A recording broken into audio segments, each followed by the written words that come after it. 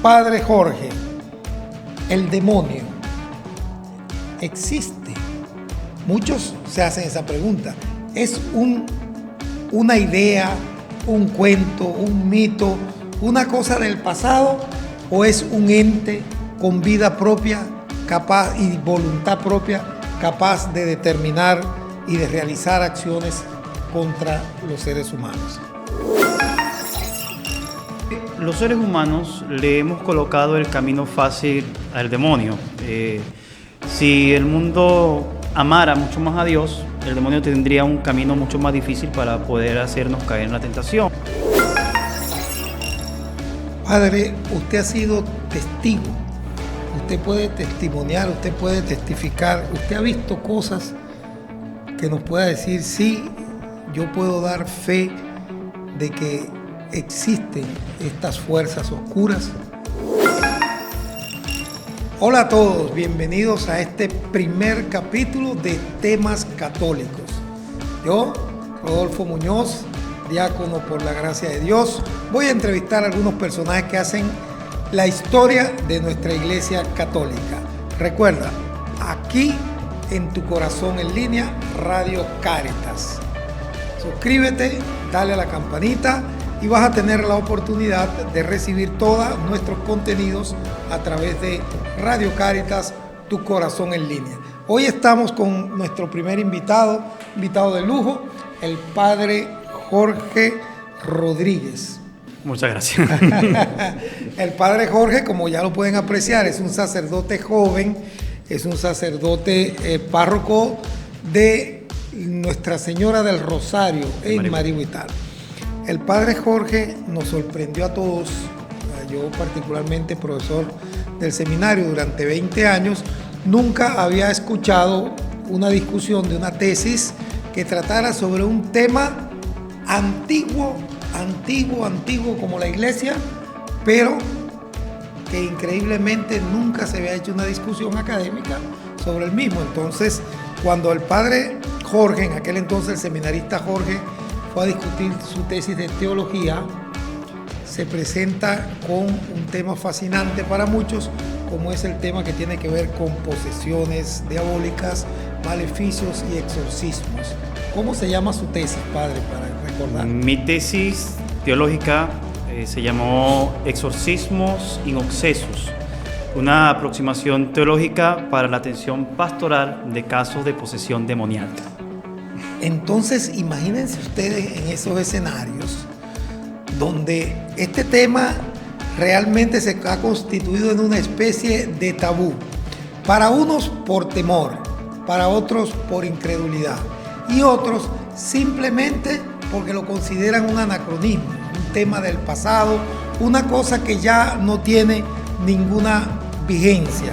Sin embargo, todavía la Iglesia Católica sigue estudiando el tema de los exorcismos, de las posesiones demoníacas y de las infectaciones, de los maleficios y todos estos temas que parecen sacados de un libro de la Edad Media. Sin embargo, tenemos un sacerdote jovencito que se está preparando, que se está educando para dar la pelea, por así decirlo, en el terreno espiritual, en el terreno de los exorcismos. Padre Jorge, ¿el demonio existe? Muchos se hacen esa pregunta.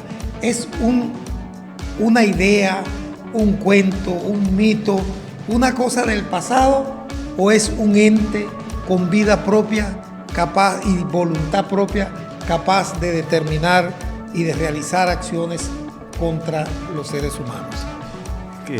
Claro que existe. El creer en Dios también nos hace saber de que existe el mal, existe el bien, existe el mal. Dios crea los ángeles, crea los seres humanos, pero también crea esa parte inmaterial, que son los ángeles. Cuando profesamos el credo, nosotros decimos, creo en Dios, que es creador del cielo y de la tierra, de lo visible y lo invisible. En esa parte que de lo que Dios ha creado invisible entran los ángeles que posteriormente, por desobediencia, por soberbia, se convierten en lo que conocemos como demonios. Entonces, por supuesto que existen. Y la Biblia está plagada de eso. No podemos caer en la tentación de decir que todo eso son explicaciones analógicas para que Cristo quiere explicar algo. Cristo se enfrenta directamente al demonio en la Biblia y eso tenemos testimonio de eso. Entonces, claro que existe. Entonces, digamos que esta gente que ahora ha propagado la idea que bajo la óptica de la ciencia y de la objetividad, esto de que existen demonios, de que existe el diablo como una entidad verdadera, actuante, capaz de hacer cosas, esta gente que piensa que todo esto es una leyenda, un mito, está equivocada.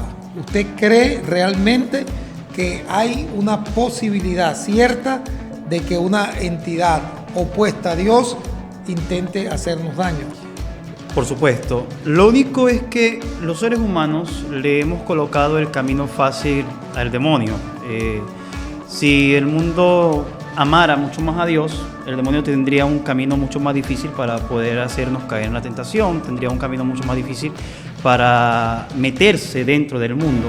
Sin embargo, nosotros mismos comenzamos a abandonar a Dios y el demonio tiene el camino fácil. Entonces, él no es una entidad de grandes manifestaciones, de grandes cosas que voy a aparecerme con los cachos, la cola, vestido de rojo. No es eso, ¿no? El demonio, nosotros vemos que nuestra vida está tentándonos diariamente y eso podríamos hablarlo de que lo que le interesa al demonio no es la actuación, sino la tentación. Ese es su campo principal.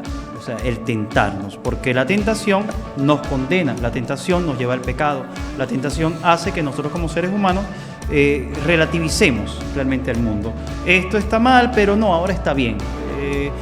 Vamos a hacer tal cosa, golpear a alguien, matar a alguien, está bien, abortar está bien, ser promiscuo está bien, o sea, todo está bien dentro de un mundo relativo.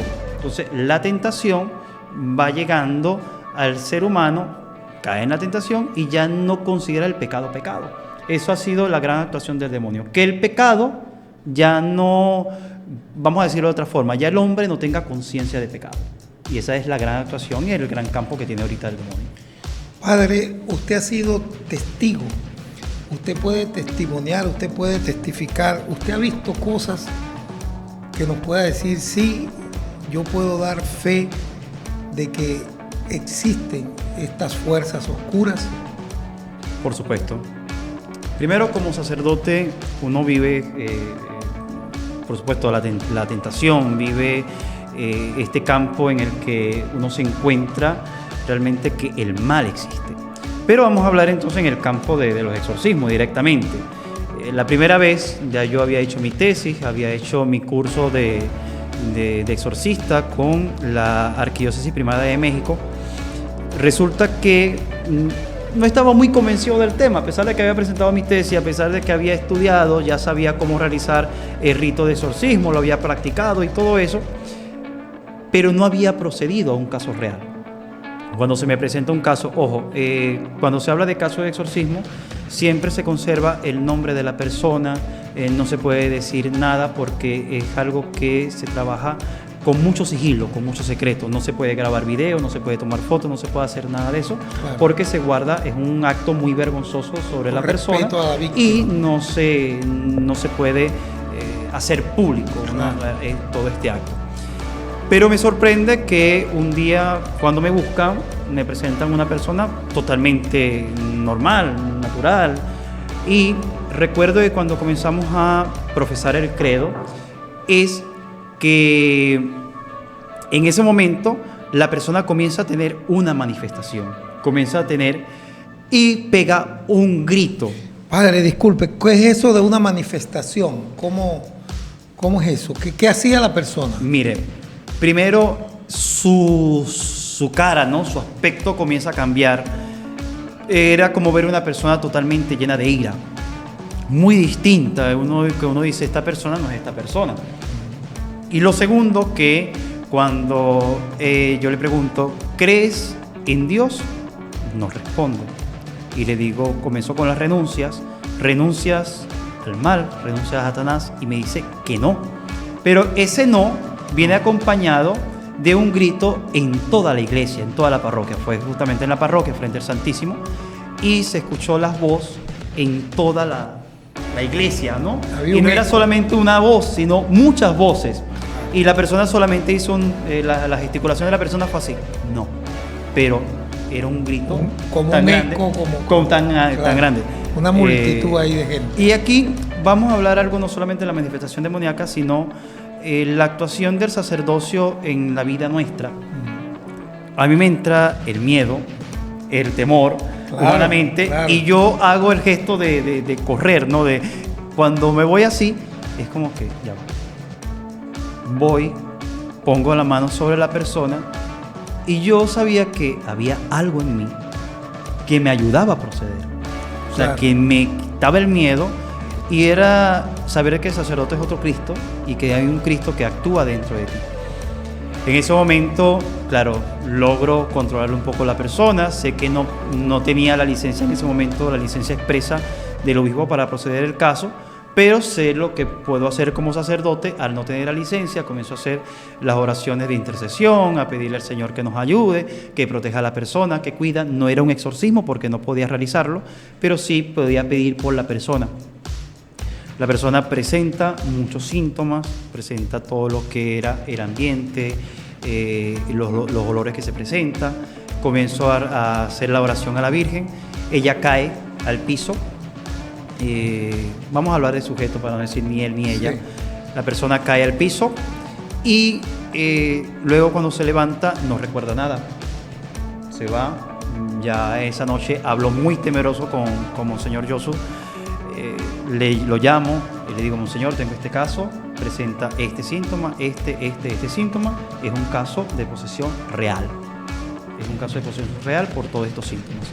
Y usted como obispo tendría que proceder. Y él me dice las siguientes palabras: tú eres el que te preparaste, procede tú. con todo el temor, ¿no?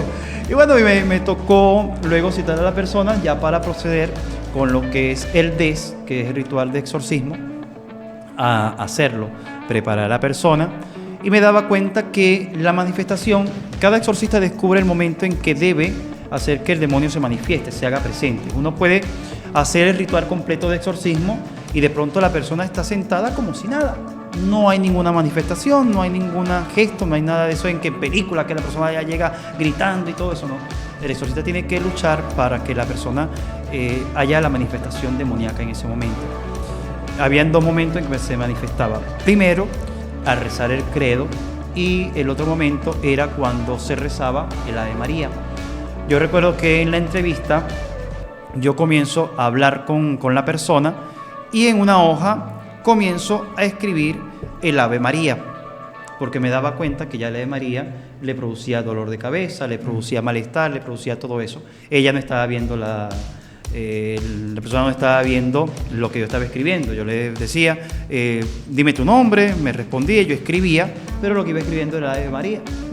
En eso me dice: me duele la cabeza, no me siento bien, estoy aquí. En la medida cuando voy terminando el Ave María, ya cambia. Se produce la manifestación. Sí, entra en trance. En trance ya no es la persona, cambia la persona, los ojos se ponen totalmente negros, la pupila, y ya, vamos a proceder. Y bueno, ese caso, los exorcismos no es un solo día, no es una sola vez, sino que uno tiene que aplicar el rito de exorcismo durante mucho tiempo. Por lo menos hay casos de exorcismo que han durado años para poder liberar a la persona. Y las películas mienten mucho. Claro. Y recuerdo que vamos a contar una parte final, ya que algo maravilloso. Las personas que estaban acompañando, varones con mucha fuerza, no podían con la persona, y yo recuerdo que digo: suéltenla, por favor, vamos a soltar, y mientras que nadie podía, yo le pido la ayuda a los santos arcángeles que me ayuden a sostener a la persona, y queda literalmente en el aire. sin poder moverse. Eso para mí fue una manifestación tan grande que me dio toda la valentía para Claro. poder llegar, imponer las manos, Ahí agarraste el brillo. terminar el rito de exorcismo, colocar la estola sobre la cabeza, como Claro. se coloca, la estola morada, por supuesto, y hacer la oración y que la persona haya estado literalmente suspendida, sin despegarse del piso, pero literalmente suspendida, sin poder moverse, como si la estuvieran sujetando muy fuerte, Sí. cuando personas no podían con esa persona. Cae al piso, al levantarse no recuerda nada, pero con una emoción. La liberación de un exorcismo es algo demasiado hermoso. Salió con una emoción tremenda, que recuerdo que quería reconciliarse con todo el mundo. Fue a visitar a familias que tenía tiempo que no hablaba, que no visitaba, y así, bueno, fue una manifestación muy bonita. Luego viene el ejercicio de comprobación, que en la comprobación la persona estaba nerviosa, pero no hubo ninguna manifestación, y yo dije, ya, aquí no hay posesión. Y ahorita es una persona totalmente normal, sin ninguna manifestación, sin ningún caso, que eso demuestra que no era algo psicológico. Uno, por una cuestión de esquizofrenia o de otro caso psicológico, no se cura con oración. Okay, se cura con tratamiento, pero no con una oración. Pero esta persona sí está consciente de lo que tuvo. Sí, está muy consciente. Y es ahora una fiel católica, una persona asidua a los sacramentos o... No tan asidua, pero sí una persona que ha aumentado su fe. Bien, padre, esto realmente es impresionante, y si no, los que están viendo en este momento pudieran estarse haciendo algunas preguntas, ¿no? Y ya el padre Jorge nos acaba de decir que sintió, al principio sentía miedo, ¿no? La pregunta es, antes de ir a un exorcismo, ¿cómo te preparas? ¿Cómo haces?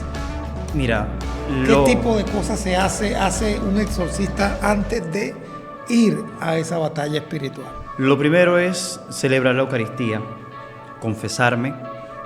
Casualmente, siempre en la parroquia tengo visita de sacerdotes y podía confesarme. Me confesé recientemente, para cada uno del exorcismo me confesaba. Lo realicé la misa, la Eucaristía, y también antes de que llegara la persona me sentaba un rato a hacer oración, luego me colocaba de rodillas delante del Santísimo para poder prepararme espiritualmente. No es una batalla fácil, es una batalla muy difícil. Hay dos casos, por lo menos, no es lo mismo exorcizar hombres que exorcizar mujeres. Hay una parte, porque cuando se exorciza a una mujer, el demonio trata de seducir al hombre, trata de incluso, vamos a decirlo, de desnudarse o hacer algo que pueda distraer al exorcista. Por lo menos también hay casos en los que si se exorciza a una persona, a un hombre, es como cuando no controla las esfínteres o cualquier cosa de eso puede suceder. Los vómitos pueden venir con algunas cosas. La persona puede vomitar clavos, puede vomitar animales muertos. Todo eso puede vomitar un clavo. Sí. Y animales muertos. Y animales muertos. O sea, no es lo mismo cuando uno ve a una persona que está vomitando y escuchas que caen objetos de metales al piso. Eso es impresionante. Todo eso se ve. Todo eso se ve. Y para mí pienso que debe ser algo terrorífico. Por eso digo, tiene que haber una preparación muy especial, ¿no? Y una fortaleza. Padre, ¿cómo? Usted habló que el obispo le da un permiso especial para que hiciese un exorcismo, y antes usted tiene que presentar como unas pruebas, ¿no? Y decirle, mire, monseñor, dadas todas estas características, yo no tengo dudas de que esta persona necesita una intervención, necesita un exorcismo. ¿Cuáles son esas características que usted presenta como? ¿Es cierto que hablan en chino, en idiomas antiguos, esas cosas? Puede suceder el caso de que la persona te entienda en cualquier idioma. Yo en un exorcismo, por supuesto, la iglesia permite que se realice en la lengua vernácula, es decir, en español o en el idioma que hable el sacerdote, pero también está el ritual en latín. Hay exorcistas que son que tiene que ser en latín a juro, no necesariamente. Pero podía dar una orden de ritual en latín y esa persona lo entendía perfectamente. O sea, le decía una orden en otro idioma y la persona obedecía, porque eso es otra cosa. El demonio obedece. Obedece en al ese sacerdote. momento, al sacerdote lo obedece. Primero no lo toca, No lo toca. no puede tocarlo, le duele tocar al sacerdote. Y segundo, obedece. Disculpe un momento, porque entonces en estas películas de Hollywood, el demonio no solo toca al sacerdote, sino que le golpea, que le causa daño. Yo veo alguna cosa, eso no pasa. No pasa. No pasa. Al menos en los casos que he escuchado, no pasa. Puede lanzarle algo, puede lanzar objetos, puede escupirlo, puede, supongamos, vamos a poner un caso muy grotesco, vomitarle encima, pero no puede tocarlo, no lo toca, al menos en mi caso no. Y algo que yo hago para ver si la persona es real, le pongo mi mano y no puede apretarme. Aprieta a todo el mundo, No puede. toca a todo el mundo dice, tiene mucha fuerza. Yo le pongo mi mano sin decirle que soy sacerdote, sin decirle que sé nada, y la persona literalmente no puede apretarme, no puede hacerme daño. Reconoce, sin yo decirle que soy sacerdote, reconoce al sacerdote que hay dentro de mí. Eso inmediatamente. Bueno, me imagino que eso para usted debe ser como una reafirmación más del ministerio, ¿no? O sea, una alegría, una confirmación de carácter, digamos, sobrenatural, pues, de la... Sí, yo tengo una palabra muy particular para eso. Es la bofetada amorosa de Dios que me recuerda el ministerio que tengo y debo apreciar. Hermoso, hermoso. Padre, usted ya nos ha dicho, le hace esa prueba, pero la gente quiere cuestiones espectaculares. Ajá, ¿Le ha ya. tocado algún caso espectacular? No, espectacular, eso es lo que le había comentado. No grandes cosas, que la persona camine por las paredes y todo eso, no. Sí escucha otra lengua, también conoce cosas que solamente el demonio puede conocer. Y eso uno va... Te ha dicho, por ejemplo, sumando. mira, ¿tú te acuerdas que tú te robaste allá un trompo cuando estabas en el liceo? Se manda a callar. Una metra. Pero por lo menos reconoce tu persona de sacerdote, Ah, ok, claro. reconoce casos Ya. que pueden estar sucediendo. El clima cambia, puede estar haciendo mucho calor y puede sentir mucho frío. Puede Ya. estar haciendo mucho frío y de repente hay un calor inmenso. Ya. El olor que se siente de petricol, pero sería putrefacto, ¿no? No solamente de tierra mojada, sino también se siente cuando hay animales muertos. Es como estar en este espacio y que de pronto llegue el olor a tierra mojada junto con un animal descompuesto. Ya. Y ese olor se siente y el clima cambia a pesar de que el aire esté en 16, el clima cambia inmediatamente. Esas son manifestaciones. Padre, ¿cómo puede hacer una persona para protegerse de estas influencias negativas?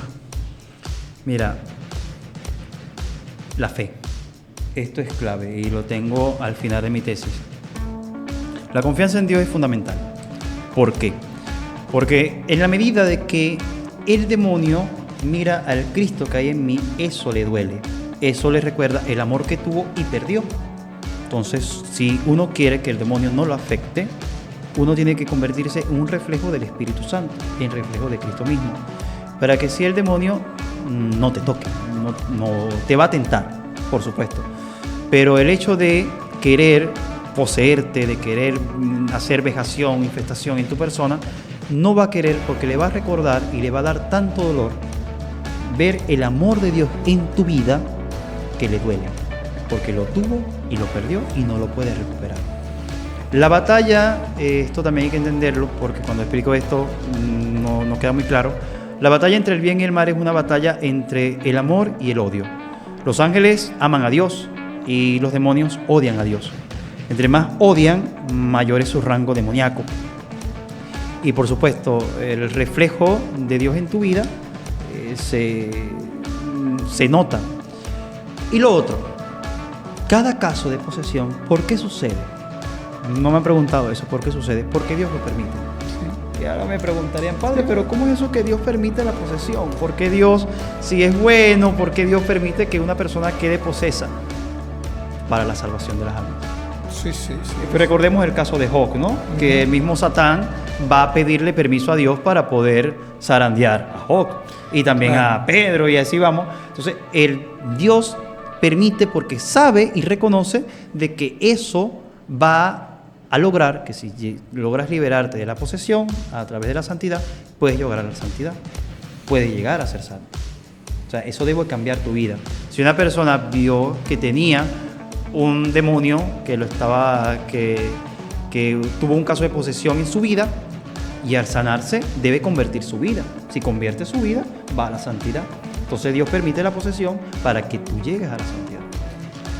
Hay peligro para la persona que intenta sanar o exorcizar a otro sin haberse preparado, sin tener, porque vemos que hay muchos en otras religiones, no la católica, que todo el mundo es exorcista y todo el mundo impone manos. Por supuesto. Entonces hay peligro de hacer eso. Muchísimo peligro, mucho peligro.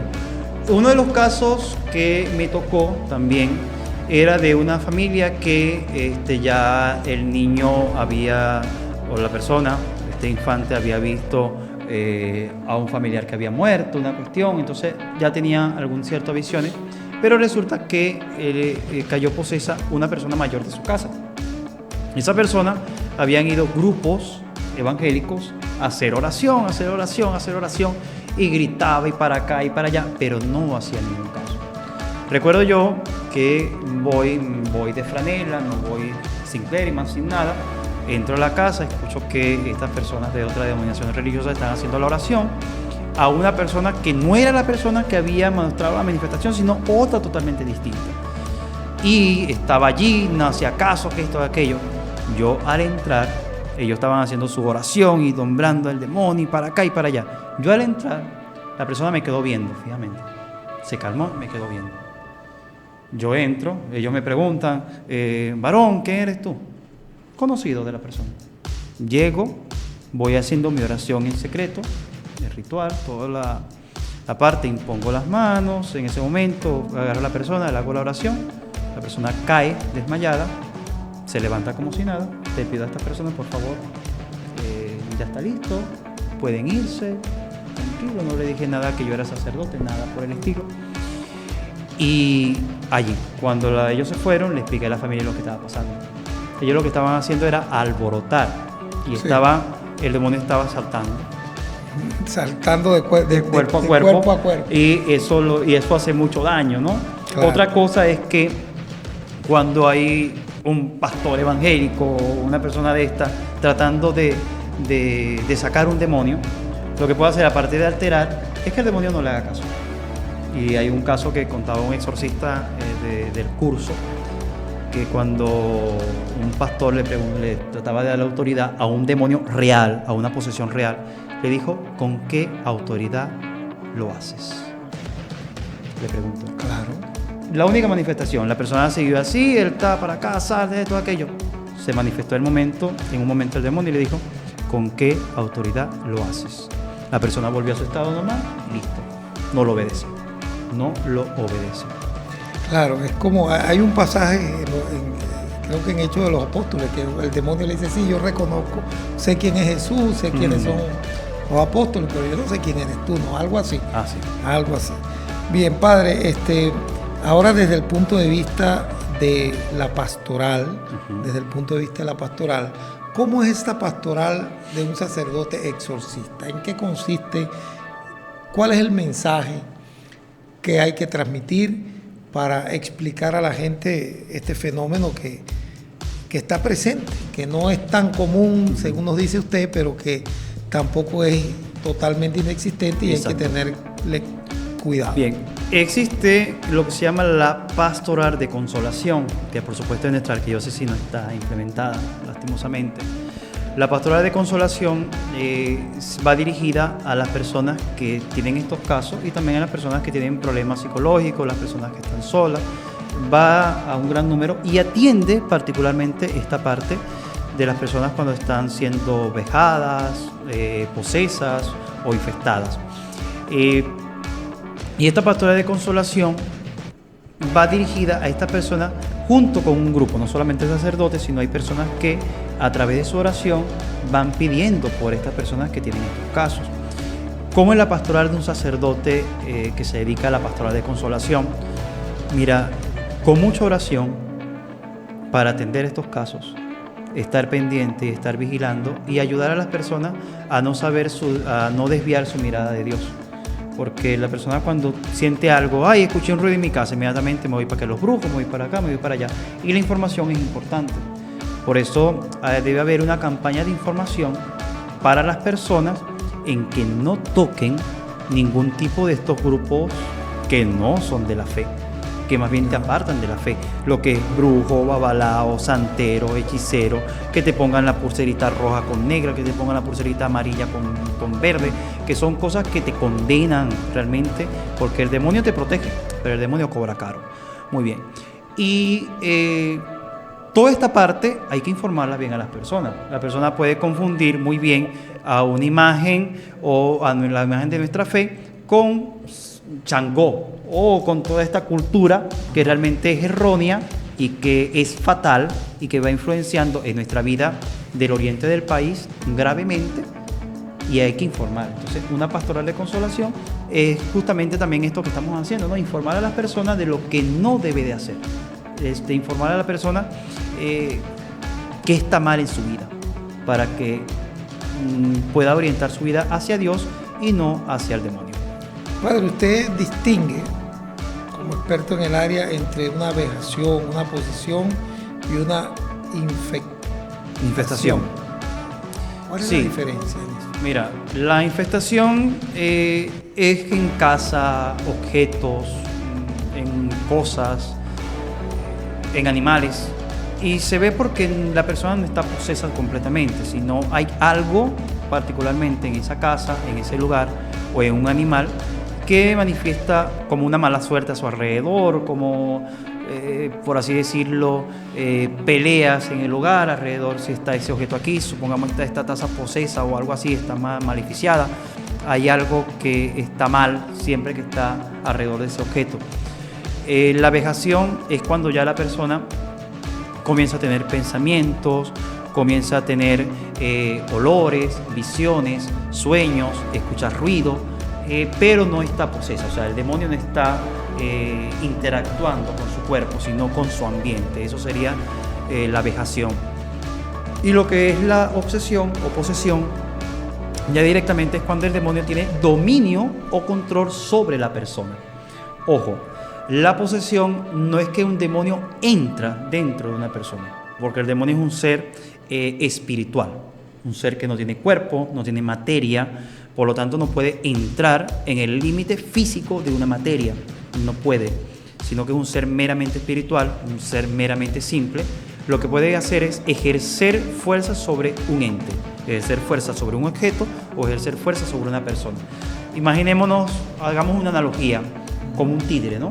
Entonces el demonio ejerce la fuerza sobre una persona.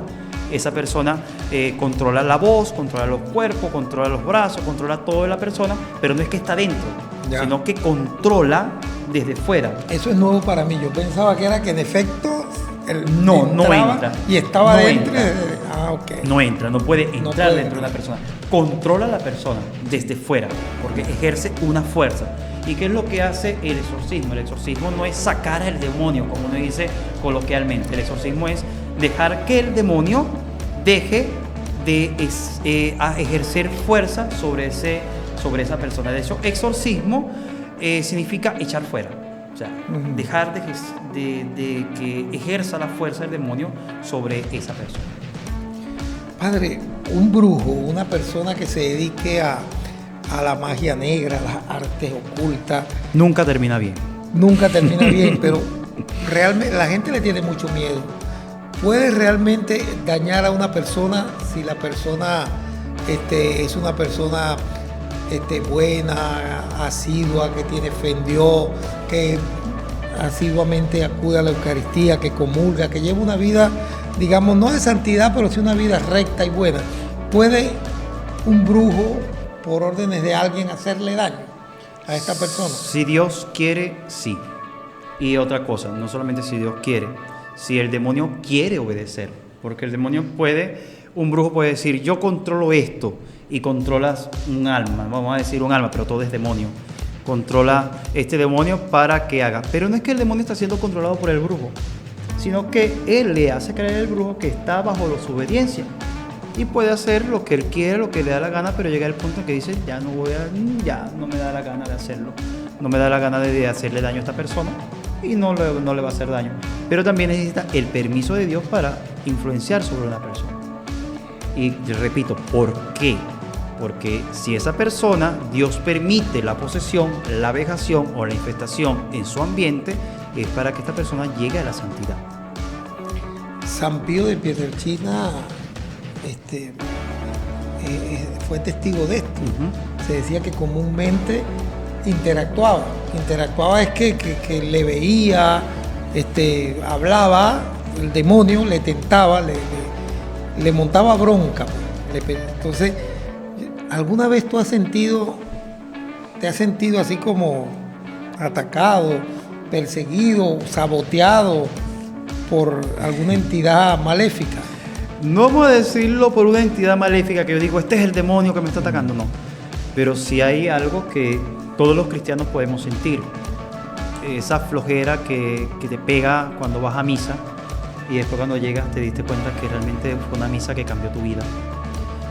Puedes sentir esas ganas de hacer algo malo de una persona o no ejercer la bondad, de no ejercer lo que te corresponde, y luego que lo haces con oración te das cuenta de que tenías que hacerlo realmente. Entonces uno se da cuenta en este caso del que el demonio busca las 1001 maneras para hacer que uno se desvíe, para que uno desvíe la mirada, para que de repente a las 7, 6 de la mañana que me toca la misa en un pueblito lejano, uno, ¿por qué voy para allá? Si van las 5 o 6 mismas personas que van todo el tiempo. Sí, pero y uno llega. También puede ser flojera. Sí, padre, toda la flojera esa, ¿no? Toda la flojera. Pero uno se da cuenta o uno distingue la flojera que existe naturalmente al hecho de que no. Vas en el carro y se te presenta esto, vas llegando al lugar y ves que no hay paso, no hay nada. Ves las 1001 cosas que el demonio trata de entorpecer tu labor. Y cuando llegas y realizas la labor, te das cuenta que ese día viste la manifestación de Dios o la presencia de Dios absolutamente en tu vida y en esa persona. El padre Gabriel Amor, el que llaman el exorcista del Vaticano, él decía que era común ver en las personas que tenían alguna infectación o algún síntoma que muchos bostezos. Uh-huh. Eran personas que bostezaban mucho, cuando se les oraba, bostezaban, etc. Y él decía que eso podían ser manifestaciones leves, ¿no? Entonces, estoy recordando estas palabras del Padre Amor, viendo lo que tú dices, esa flojera, es decir, es el demonio como que es lo contrario de Dios, de la voluntad, del trabajo, ¿no? Sí. Entonces se le opone. Y hablando de los contrarios, ¿verdad? Corrígame si estoy equivocado, pero no hay un demonio, se dice que son legiones, que son muchos, ¿no? Realmente no hay uno, aunque son ángeles. Ángeles. Sí, ángel, ¿qué pasa? Vamos a explicar algo aquí de angelología o demonología. Los demonios, que por supuesto empezaron su existencia como ángeles creados por Dios. Dios creó la bondad, no la maldad. Ellos fueron los que por decisión propia se desviaron. Uno lo pinta a un ángel bello, hermoso, porque está cerca de Dios. Uno pinta a un demonio feo, con todas las características inhumanas que puedan tener, porque está apartado de Dios, está apartado de todo esto. Y cada demonio, como ángeles caídos, como ángeles que desobedecieron, forman una gran multitud colectiva. ¿Qué quiere decir esto? Lo que conoce un demonio, lo conocen todos los demás.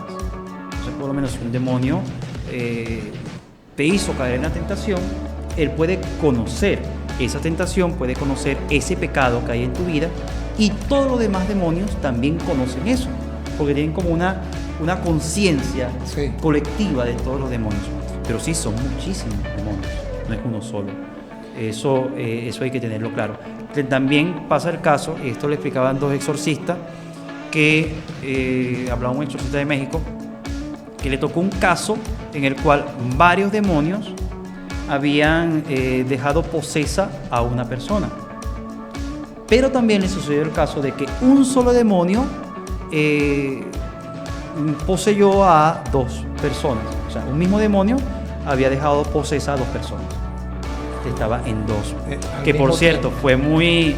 El padre contaba en ese caso, cuando terminó el exorcismo de comprobación, que pensaban que ya estaba todo libre, calmado, todo libre. Eran dos hermanos. Cuando terminan, se sienta un hermano con él en el mueble.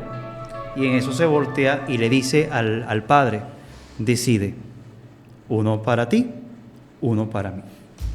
Y el padre dice: esto no se ha acabado todavía. Y vuelven a hacer el exorcismo, claro, para poder liberar a los dos. A veces, padre, se puede presentar el caso de que tenga que pedir ayuda a un exorcista, porque la entidad o la cosa está tan tremenda que diga: yo necesito un cuarto bate, necesito un refuerzo.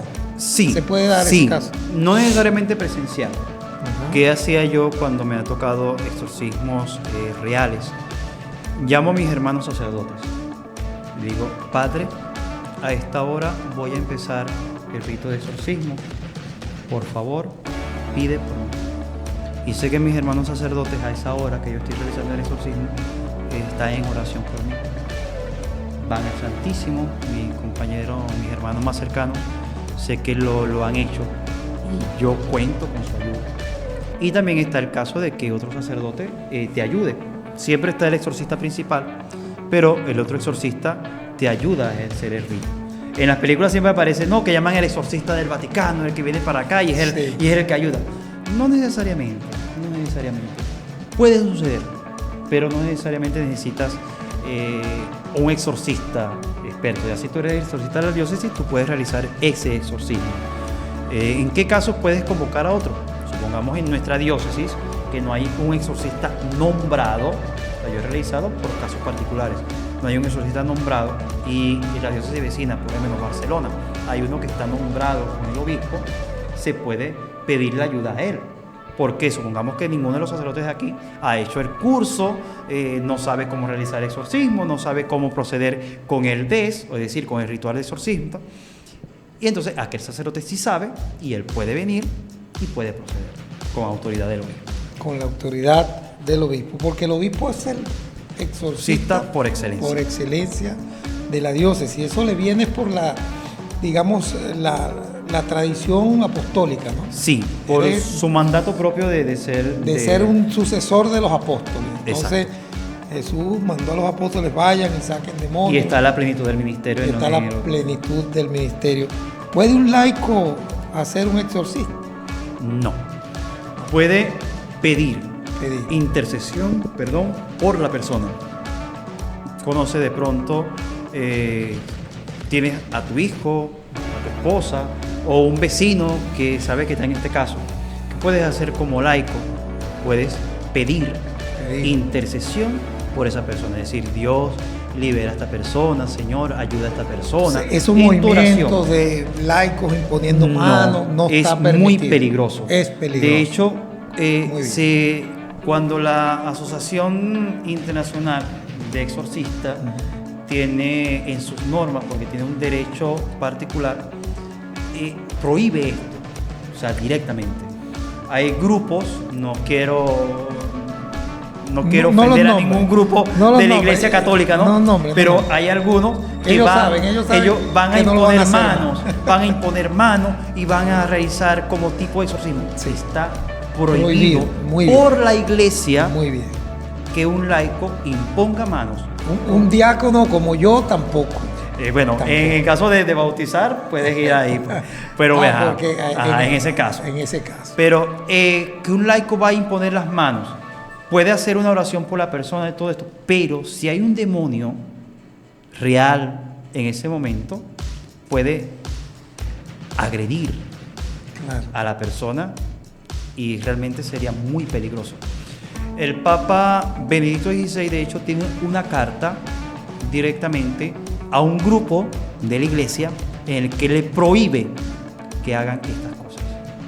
porque Por su bien. fue como un boom, que con sus manifestaciones y sus cosas, y imponemos mano y todo esto, y el Papa le dijo, no puede, un laico por esto y por esto. El demonio lo puede agredir o zarandear de una manera muy peligrosa.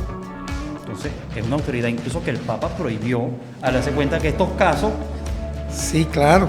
estuvieran presentes. Un laico no. Si usted es un laico, no se ponga a inventar. Incluso si es sacerdote y no sabe realizar exorcismo, si es sacerdote y no está instruido en este caso o no tiene autoridad del obispo, no se ponga a realizar exorcismo. Debe abstenerse. Debe abstenerse. Claro. Pida por esa persona, instruya a la persona, rece con la persona, pero no se ponga a realizar exorcismo o agarrar el ritual de exorcismo. Voy a realizarlo, voy a hacerlo porque soy sacerdote. No puedes. Tienes que tener autoridad del obispo. Claro. Mira, padre, hay un video que vi hace tiempo, debe estar todavía en YouTube, donde en una visita del San Juan Pablo II a Estados Unidos, un niño presentó unos síntomas raros y el Papa le impuso las manos, y se dice que por la forma tan grotesca como se comportaba el niño, todo el mundo asumió que le hizo una oración de exorcismo secreta. Ese tipo, o sea, ¿usted tiene noticia de que el Papa o los papas realmente aprueban estos ritos de exorcismo, lo avalan? Sí, lo aprueban, pero la Iglesia es muy prudente. La Iglesia es muy prudente con estos casos. De pronto el Papa Francisco, también hay un video donde él va y le impone la mano a una persona, hace una oración, pero el Papa no va a salir diciendo, yo realicé el exorcismo. La Iglesia es muy prudente con estos casos. Si lo realizó por la persona y la persona se liberó, bendito sea Dios. Pero la Iglesia es muy prudente con esto y muy cuidadosa. Incluso para cada caso no te manda a proceder inmediatamente, te manda a investigar, te manda a saber. ¿Y qué muy investiga? bien ¿Qué le ha tocado a usted investigar? Que investiga que la persona no tenga otros antecedentes psiquiátricos, no sea algo de locura. Hay personas que se inventan demonios en su vida. Sí. Hay personas que creen que están posesas, se hacen pasar por posesas, y tú ves que dicen, este versículo dice tal cosa, y esto y aquello, y en mí está no sé qué cosa ahí, fulano de tal. Y ya tú te das cuenta y dices, no, esto no es real. Claro. La persona lo que puede estar loca, pero no tiene una posesión. Y ese cliché de que hasta que el exorcista no logre que el demonio diga su nombre, no sale. ¿Eso es verdad? No. En el nuevo ritual, no. En el ritual antiguo habían preguntas, por lo menos, ¿cuándo entraste?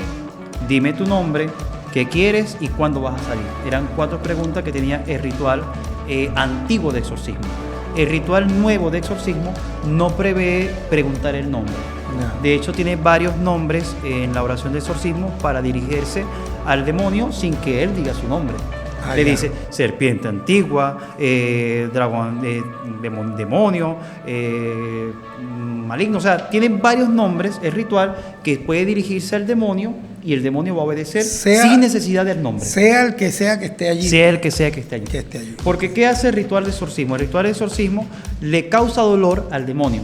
Le recuerda la misericordia de Dios, le recuerda el amor de Dios y hace que ese dolor de la oración lo aleje. Entonces, no necesariamente. En el ritual antiguo sí. Si estamos hablando de ritual latín antiguo, sí están esas 4 preguntas. Esas preguntas en las que se pregunta cuándo entró, qué es lo que quiere, se le preguntaba el nombre y también cuándo va a salir. Pero ¿qué pasaba? El demonio, hay un caso del padre Gabriel que él le dice, ¿cuándo vas a salir? Dice, el 5 de septiembre.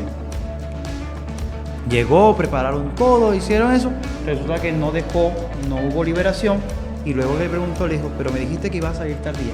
Dice, ¿no recuerdas que soy el príncipe de la mentira? Claro. Por cierto, lean sus libros, no vean la película. La película es una ofensa. Sí. Una ofensa para un santo sacerdote como lo era él, y es una ofensa también para con nosotros, ¿no? Realmente eso no es así. Es pura fantasía. Lean sus libros. Sus libros, de su puño y letra. Pero no fantasías de Hollywood. Eso no. Bueno, Padre, en este momento, porque nada es por casualidad, por algo estamos aquí, en este momento hay alguien que dice, yo necesito hablar con ese sacerdote. ¿Cómo se comunica contigo? ¿Cómo logra que tú le hagas un diagnóstico y digas si realmente esta persona pues necesita X o Y rito, X o Y oración o cosas? ¿Cómo se comunica la gente con vos? Mira, contigo? lo más común, bueno, las personas me han contactado, ¿no? Mi número tiene mucha gente, me conoce No vamos a dar tu número pero aquí. no eso. Pero comuníquese primero con su párroco, con su sacerdote, con el diácono que esté en su parroquia, y esa persona se comunicará conmigo. El sacerdote que es su párroco, su administrador, el encargado de ese territorio, él sabrá si llamarme, si poder contactarme. También en sana prudencia de poder comunicarse conmigo. Claro. Eso es la manera en que he procedido incluso en otras parroquias. Claro. ¿Cómo he llegado? Bueno, porque el padre fulano de tal me ha dicho, padre, tengo este caso, pasa esto, ¿qué hago? Ya. Y yo le digo, padre, haga esto. Claro. O bueno, padre, déjeme ir a ver a la persona, hablar con esta persona y yo veo qué hago. Pero me ha pasado así, me llaman, Sí. padre, hermano, mira, me pasó esto y aquello, ¿qué hago en este caso? Entonces allí... Claro, tú no eres un agente libre extraterritorial que puede ir a cualquier parroquia. Exacto. Entonces hacer- comuníquese con se su párroco y esa persona Se comunicará. necesita también la autorización del párroco, el visto bueno para que tú Exacto. intervengas, para que tú digas. ¿Por qué? Porque yo por teléfono no le Claro. puedo decir muchas cosas. Claro. Pero ese sacerdote, cerca, conociendo a la persona, puede decirme realmente cómo proceder en ese caso. Claro, ni con un exorcista ni con un médico te consultes por teléfono. Eso tiene que ser personalmente. Bueno, hermanos, estamos aquí, son temas católicos. Este es el primer, el primer abreboca. Hemos abierto así con un tema rotundamente interesante, impactante. Agradecemos muchísimo al padre Jorge, quien dedicó su tiempo para aclararnos este interesantísimo tema, y más adelante trataremos otros temas. Por ahí ya estamos pendientes, vamos a tratar otro tema espinoso, que es el tema del abuso sexual contra niños, niñas, adolescentes y personas vulnerables en las instancias eclesiales. ¿Qué está haciendo nuestra iglesia para erradicar el problema? Muchas gracias, estamos aquí en Radio Cáritas, tu corazón en línea. Suscríbete, dale like y toca la campanita para irnos arriba y seguir dándote contenido. Muchas gracias, Padre. Muy bien, pues muchas gracias y que Dios les bendiga a todos.